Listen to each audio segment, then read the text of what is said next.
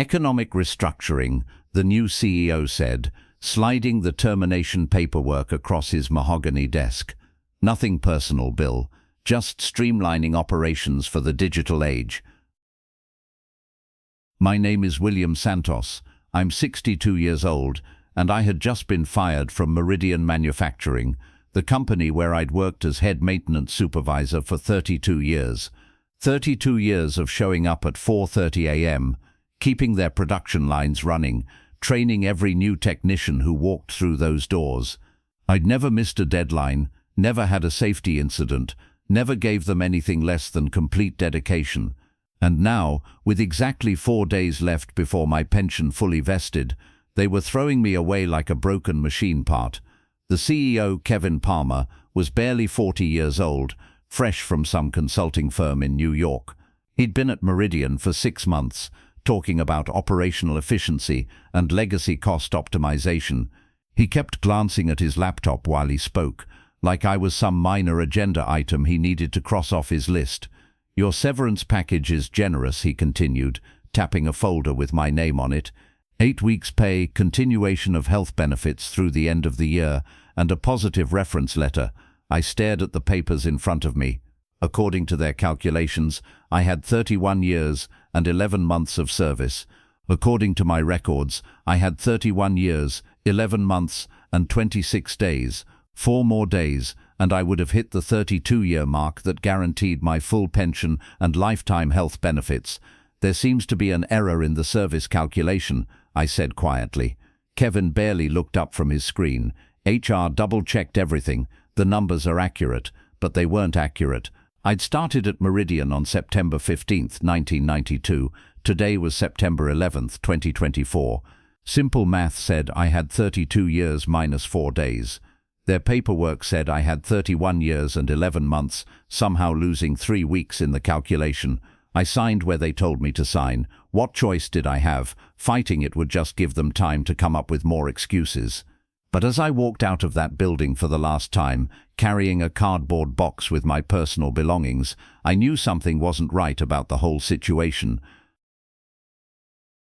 That night, I sat at my kitchen table with every pay stub, performance review, and company memo I'd saved over 3 decades. My late wife Margaret had always insisted I keep good records. Companies make mistakes, she used to say, and sometimes those mistakes aren't accidents. I pulled out my original employment letter, dated September 15th, 1992. I pulled out my first time card, stamped with the same date. I went through bank records showing direct deposits starting that same week. Everything confirmed that I'd started work on September 15th, not in October like their termination paperwork claimed. But there was something else bothering me about Kevin's attitude, the way he'd barely looked at me during the meeting, like he was in a hurry to get it over with. The way he'd had the paperwork already prepared, already calculated, before I'd even sat down. I thought about the past few months, the questions Kevin had started asking about my salary and benefits. The new efficiency consultant who'd been taking photos of our maintenance schedules. The young technician, Danny Rodriguez, who'd been asking detailed questions about my job responsibilities, questions he shouldn't have needed answers to unless someone was planning to have him take over. Then I remembered something else. 2 months ago, Kevin had sent out a company-wide memo about retirement planning assistance. The memo encouraged employees approaching retirement age to schedule meetings with HR to ensure accurate benefit calculations. I'd ignored it because I knew exactly when my pension would vest and didn't need their help with basic math, but now I wondered if that memo had been a fishing expedition, a way to identify employees who were close to expensive benefit thresholds. I called my daughter Lisa, who worked as a paralegal in downtown Phoenix. She listened while I explained the situation, the timing, the math discrepancy, Kevin's behavior. "Dad, what you're describing sounds like it could be illegal," she said. "Companies can't fire people just to avoid paying earned benefits. That's federal law. How would I prove that? Documentation, patterns, evidence that it was deliberate rather than coincidental." The next morning, I did something I'd never done in 32 years at Meridian. I called in sick. Instead of going to work I no longer had, I drove to the public library and spent 4 hours researching federal employment law on their computers. What I learned made my blood run cold. The Employee Retirement Income Security Act made it illegal for companies to fire employees specifically to prevent them from collecting earned benefits. The Department of Labor took these cases seriously, especially when they could prove deliberate intent. But proving intent required more than just bad timing. I needed evidence that Kevin had planned this, that it wasn't just an unfortunate coincidence. That afternoon I called Danny Rodriguez, the young technician who'd been asking about my job. We'd worked together for 2 years, and he was a good kid who'd always treated me with respect. "Mr. Santos, I heard about what happened. I'm really sorry." "Danny, can I ask you something? When did they first approach you about potentially taking over my responsibilities?" A long pause. "About 3 months ago. Kevin called me into his office and asked if I thought I could handle additional duties. He said they might be making some changes in the maintenance department. 3 months ago, that was long before any talk of budget cuts or restructuring. Did he mention anything specific about timing?" "He said there might be an opening soon, but I should keep it confidential until they worked out the details." Danny was a good kid, but he was also 26 years old with student loans and a new mortgage. When Kevin offered him my job at 70% of my salary, he took it. I didn't blame him for that, but Kevin's comment about an opening soon proved this wasn't a sudden decision. He'd been planning my termination for months, timing it perfectly to avoid paying my full benefits. That evening, I called my old friend Rosa Martinez, who'd worked in Meridian's HR department for 15 years before retiring last year. Rosa had always been straight with people, never played politics, and had a reputation for doing things by the book. "Bill, I heard what happened. I'm so sorry. Rosa, I need to ask you something, and I need you to be honest. Did you know this was coming?" She was quiet for a long moment. "I can't discuss specific personnel matters, but Bill, you should know that some decisions were made that I didn't agree with." "What kind of decisions?" "The kind that made me glad I was already retired." Rosa wouldn't say more over the phone, but she agreed to meet me for coffee the next morning at a place away from Meridian's offices. I arrived early and chose a corner booth where we could talk privately. Rosa looked older than I remembered and tired in a way that went beyond normal aging. "Kevin brought in consultants 6 months ago," she told me after we'd ordered coffee. "They did an analysis of what they called legacy workforce costs. They identified every employee over 55 who was approaching significant benefit thresholds. How many employees? 17. All long-time workers with high salaries and expensive benefits coming up." My stomach tightened. What did they recommend? Workforce optimization. They used fancy language, but what they meant was firing people before their benefits vested, then replacing them with younger workers at lower salaries. "Is that legal?" Rosa shook her head. "Not if you do it systematically, and especially not if you document the plan like they did." They documented it. PowerPoint presentations, spreadsheets, email discussions about timing and cost savings. Kevin treated it like any other business strategy. Rosa pulled out a thumb drive. "I made copies before I left. I knew this day would come, and I knew people would need evidence." The thumb drive contained hundreds of documents, internal memos about reducing benefit costs, consultant reports recommending strategic workforce transitions. Most damaging of all, a spreadsheet listing 17 employees by name, age, salary, and projected benefit costs, along with recommended termination dates designed to prevent benefit vesting. My name was on that list. Termination date, September 11th, 2024, 4 days before my pension vested. Every employee on that list had been fired within the past 8 months, all of them just before major benefit thresholds. All of them replaced by younger workers earning significantly less. "Rosa, why didn't you report this when it was happening?" "I tried. I went to the board of directors, but Kevin convinced them it was necessary for the company's financial survival. They authorized the plan, so the board knew. They approved it. Kevin told them they could save over $3 million annually in benefit costs." That afternoon, I called the Department of Labor's Employee Benefits Security Administration. The investigator I spoke with, Maria Gonzalez, listened to my story with growing interest. "Mr. Santos, what you're describing is exactly the kind of systematic benefit denial that we investigate. Can you provide documentation?" I could provide documentation. 17 employees terminated just before benefit vesting, internal documents showing deliberate planning, a paper trail proving that the timing wasn't coincidental. We'll need you to file a formal complaint, Maria said, and we'll need copies of any evidence you have. What happens then? We investigate, we interview witnesses, we review company records. If we find evidence of deliberate benefit denial, we pursue both civil and criminal charges. Criminal, Mr. Santos. When companies systematically defraud employees of earned benefits, that's not just a civil matter. It's wire fraud, conspiracy, potentially RICO violations if it's organized enough. I filed the complaint that Friday.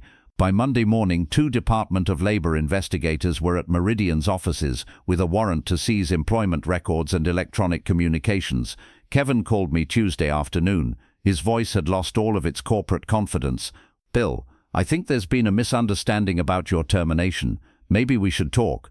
What kind of misunderstanding? Your service calculation. We may have made an error. If you'd be willing to come in, we could review everything, make sure you get what you deserve. But it was too late for review. The investigators had already found the consultant reports, the termination spreadsheets, the email discussions about timing benefit denials to maximize cost savings. I don't think that's necessary, Kevin. Bill, please. We've worked together for years. Let's handle this professionally. But we hadn't worked together. Kevin had planned my termination for months, while I continued showing up every morning, training his replacement, maintaining equipment for a company that was counting down the days until they could discard me. Wednesday morning brought a call from the company's lawyer. Not Kevin, but the actual corporate attorney they brought in when things got serious. Mr. Santos, my client would like to discuss a settlement. Full restoration of your pension benefits, healthcare coverage, and additional compensation for any inconvenience. How much additional compensation? We're prepared to offer $75,000, provided you agree not to pursue further legal action. I told him I'd think about it. Then I called Maria Gonzalez. Don't take it, she said immediately. Mr. Santos, they're panicking. The criminal investigation is just beginning. Once this hits federal court, we expect more employees to come forward. She was right. By Thursday, the Department of Labor had been contacted by 6 more current and former Meridian employees who suspected their terminations were fraudulent. By the following week, it was 12. The local business journal picked up the story. Federal investigation targets local manufacturer. Kevin's photo was on the front page, looking uncomfortable in a suit that suddenly seemed too expensive for someone who'd just destroyed his career. I didn't have to do anything but wait and answer questions when the investigators called. The system was working exactly the way it was supposed to work. 2 weeks later, I was drinking coffee and reading the morning paper when the local news led with footage of Kevin Palmer being arrested at his home. Federal agents in windbreakers escorting him to an unmarked car while his neighbors watched from their driveways. The charges were extensive. 14 counts of wire fraud, conspiracy to defraud employees of earned benefits, and violation of federal retirement security laws. If convicted, he faced up to 20 years in federal prison. The investigation had uncovered even more than Rosa's documents had revealed. Kevin hadn't just targeted long-time employees for termination, he'd also manipulated service calculations for dozens of other workers, reducing their benefit accruals by claiming they'd had breaks in service that never actually occurred.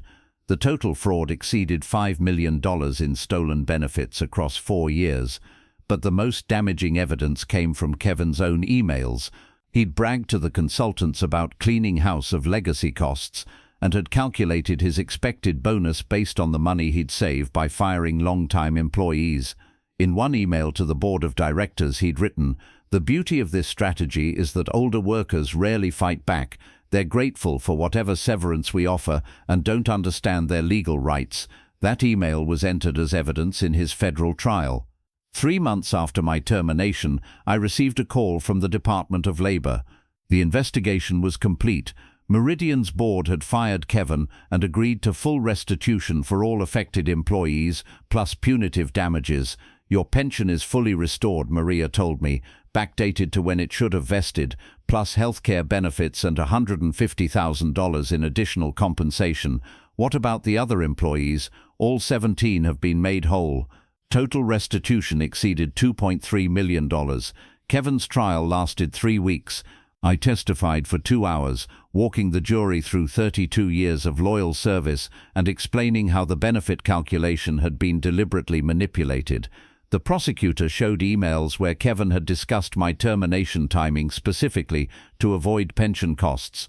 She displayed the consultant spreadsheet with my name and recommended termination date. She played recorded phone calls where Kevin had joked about teaching old dogs that loyalty doesn't pay. Kevin's defense attorney argued that the terminations were legitimate business decisions, that Kevin was just trying to save a struggling company. But the evidence was overwhelming. The pattern was too clear, the documentation too detailed, the timing too precise to be coincidental. The jury deliberated for 6 hours. Kevin was convicted on all counts. At sentencing, the judge was direct. "Mr. Palmer, you systematically defrauded hard-working employees of benefits they had earned through decades of loyal service. You treated human beings like disposable assets and stole their financial security for your own professional advancement." Kevin received 4 years in federal prison, plus 3 years of supervised release. He was also ordered to pay $500,000 in additional restitution to the affected employees. As he was led away in handcuffs, I felt no satisfaction, just a quiet confirmation that sometimes the system works the way it's supposed to work. 6 months later, I was in my workshop building a storage cabinet for my garage when Lisa called. "Dad, did you see the Business Journal today?" I hadn't. I'd stopped following news about Meridian after Kevin's sentencing. They sold the company. The new owners are restoring all the benefit cuts Kevin made and hiring back some of the workers who were terminated. That's good news. There's more. They offered you your old job back. Full salary, restored seniority, your choice of shifts. I thought about that while I continued measuring board lengths. 32 years of getting up at 4:30 a.m., of fixing other people's problems, of believing that loyalty would be rewarded. "I think I'm done working for other people," I told her. "What will you do?" I looked around my workshop, tools organized exactly the way I wanted them, projects in various stages of completion, wood shavings on the floor that I could clean up whenever I felt like it. I'm thinking about building things instead of just fixing them. My pension payments had started right on schedule. The additional compensation sat in my savings account, growing steadily. I'd used some of it to upgrade my workshop equipment and buy quality lumber. For the first time in 32 years, I woke up when I felt like it. I worked on projects that interested me. I built furniture for my children and grandchildren, solid pieces that would last for generations. Danny Rodriguez called occasionally to ask technical questions about equipment maintenance. The new owners had promoted him to maintenance supervisor, and he was doing his best to keep things running smoothly. "Mr. Santos, I want you to know that I never wanted your job to end the way it did." "I know, Danny. You're a good kid. Just remember, document everything and never trust anyone who measures your worth in spreadsheets." A year after Kevin's conviction, I received an invitation to speak at a Department of Labor conference about employee rights and benefit protection. I declined. I wasn't looking for attention or recognition, but I did frame the final letter from the Department of Labor, the one confirming that all affected employees had been made whole and that new federal oversight would prevent similar schemes at other companies. Sometimes the best revenge isn't personal, sometimes it's systemic, making sure that what happened to you can't happen to others. Kevin Palmer thought he was smart enough to steal millions of dollars from hard-working people who'd given their best years to his company. He thought older workers would just accept whatever treatment he gave them. He was wrong about that. Dead wrong. Today I have everything I worked 32 years to earn, plus compensation for the stress and betrayal Kevin put me through. I wake up every morning in a house I own completely, with a secure pension and health benefits that will last the rest of my life. Kevin wakes up in a federal prison cell, knowing that his greed and arrogance cost him everything: his career, his freedom, his reputation, and his future. Some people might call that justice. I call it the natural consequence of treating human beings like numbers on a spreadsheet. In the end, loyalty was rewarded, just not in the way any of us expected.